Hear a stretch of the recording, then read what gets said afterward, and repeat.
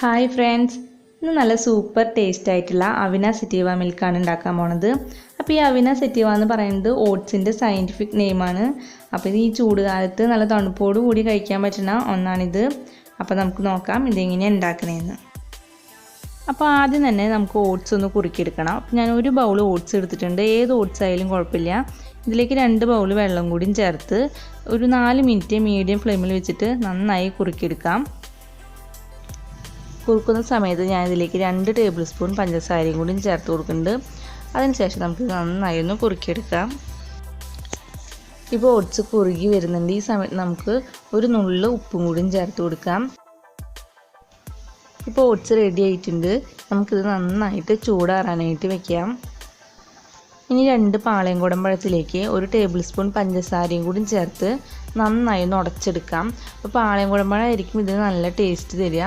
അപ്പോൾ നിങ്ങളിൽ പാളയംകുടം പഴം ഇല്ലെങ്കിൽ വേറെ ഏത് പഴമായാലും എടുക്കാം. പക്ഷേ പാളയംകുടം പഴം ആയിരിക്കും ഒന്നും കൂടി ടേസ്റ്റ് ഉണ്ടാവുക. അപ്പോൾ ഇതേപോലെ നമുക്ക് പഴം ഉടച്ചെടുക്കണം. ഇടയ്ക്ക് കടിക്കാൻ പറ്റുന്ന രീതിയിൽ നമുക്ക് പഴം ഇതുപോലെ ഉടച്ചെടുക്കണം. ഇനി നമുക്ക് ഗ്ലാസ്സിലേക്ക് എല്ലാം സെറ്റ് ചെയ്ത് കൊടുക്കാം. ഓരോ ലെയർ ആയിട്ടാണ് സെറ്റ് ചെയ്യേണ്ടത്. അപ്പോൾ ആദ്യം തന്നെ ഓട്സ് ഇട്ട് കൊടുക്കാം. ഓട്സ് ഗ്ലാസ്സിലേക്ക് ഇട്ടിട്ട് നന്നായി ഒന്ന് സ്പൂൺ വെച്ച് പ്രസ് ചെയ്ത് കൊടുക്കാം. ഇനി ഇതിൻ്റെ മേലെ നമുക്ക് പഴം ചേർത്ത് കൊടുക്കാം. അപ്പോൾ പഴം ഓട്സിൻ്റെ മേലെ ഇട്ട് കഴിഞ്ഞൊന്ന് പരത്തി കൊടുക്കാം.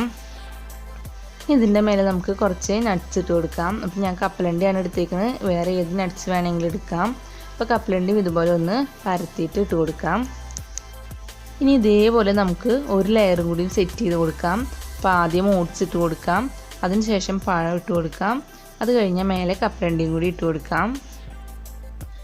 ഇനി ഇതിൻ്റെ മേലെ നല്ല തണുപ്പിച്ച പാല് കുറച്ച് ഒഴിച്ചു കൊടുക്കാം. അപ്പോൾ പാൽ ഒഴിച്ചതിന് ശേഷം നമുക്ക് ഇതേപോലെ ഒന്ന് സ്പൂൺ വെച്ചൊന്ന് പ്രസ് ചെയ്ത് കൊടുക്കാം. പാലെല്ലാം കുറച്ച് അടിയിലേക്ക് ഇറങ്ങിപ്പോകാൻ വേണ്ടിയിട്ടാണ് ഇങ്ങനെ ചെയ്യണത്. അതിനുശേഷം ഇതിൻ്റെ മേലെ നമുക്ക് വീണ്ടും കുറച്ച് ഓട്സ് ഇട്ട് കൊടുക്കാം. പിന്നെ പഴം ഇട്ട് കൊടുക്കാം. കപ്പലണ്ടി ഇട്ട് കൊടുക്കാം. ഇപ്പോൾ നമ്മൾ ഗ്ലാസ്സിലെല്ലാം സെറ്റ് ചെയ്ത് കഴിഞ്ഞു. ഇനി നമുക്കിത് നന്നായി തണുപ്പിച്ചെടുത്തിട്ടാണ് കഴിക്കേണ്ടത്. അപ്പോൾ ഒന്നെങ്കിൽ ഇതുപോലെ സെറ്റ് ചെയ്തതിന് ശേഷം തണുപ്പിച്ചിട്ട് കഴിക്കാം. അല്ലാന്നുണ്ടെങ്കിൽ പാലും പഴവും ഓട്സും നന്നായി ഫ്രിഡ്ജിൽ വെച്ച് തണുപ്പിച്ചതിന് ശേഷം സെറ്റ് ചെയ്തിട്ട് കഴിക്കാം. അപ്പോൾ ഞാനിത് നേരെ ഫ്രിഡ്ജിൽ വെച്ച് തണുപ്പിക്കാൻ പോവാണ്. ഞാൻ നന്നായി തണുപ്പിച്ചെടുത്തിട്ടുണ്ട്. ഇനി കഴിക്കുന്നതിന് മുന്നേ ഇതിൻ്റെ മേലേക്ക് ഒരു സ്കൂപ്പ് വാനില ഐസ്ക്രീം കൂടി ചേർത്ത് കൊടുക്കാം. ഐസ്ക്രീം കൂടി വരുമ്പോൾ നല്ല ടേസ്റ്റാണ് ഇത് കഴിക്കാനായിട്ട്. അപ്പോൾ ഇതിൻ്റെ മേലെ നമുക്കൊരു ചെറി കൂടി വെച്ച് കൊടുക്കാം. അപ്പോൾ നമ്മുടെ അവന സറ്റീവ മിൽക്ക് റെഡി ആയിട്ടുണ്ട്. ഇത് അവൽ മിൽക്കിനേക്കാളും സൂപ്പർ ടേസ്റ്റാണ് കഴിക്കാനായിട്ട്. അപ്പോൾ നിങ്ങൾ കഴിക്കുമ്പോൾ മേലേന്ന് കഴിക്കാതെ ഓട്സും പഴവും എല്ലാം ഒരുമിച്ച് കിട്ടാവുന്ന രീതിയിൽ സ്പൂൺ ഉപയോഗിച്ചിട്ട് കഴിക്കാനായിട്ട് നോക്കുക. അപ്പോഴാണ് ഇത് നല്ല ടേസ്റ്റ് ഉണ്ടാവുക കഴിക്കാനായിട്ട്. അപ്പോൾ നിങ്ങൾ ഒരു വട്ടം ഇതുപോലെ ഉണ്ടാക്കി നോക്കുക. നിങ്ങൾക്ക് എന്തായാലും ഇഷ്ടപ്പെടും. നല്ല ടേസ്റ്റാണ് ഇത് കഴിക്കാനായിട്ട്. ഇതൊരു ഗ്ലാസ് കഴിച്ചാൽ തന്നെ നമ്മുടെ വിശപ്പും ദാഹം എല്ലാം മാറിക്കിട്ടും.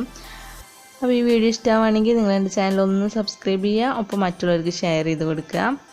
അപ്പോൾ വേറൊരു വീഡിയോ ആയിട്ട് കാണാം. അതുവരേക്കും എല്ലാവർക്കും ബൈ.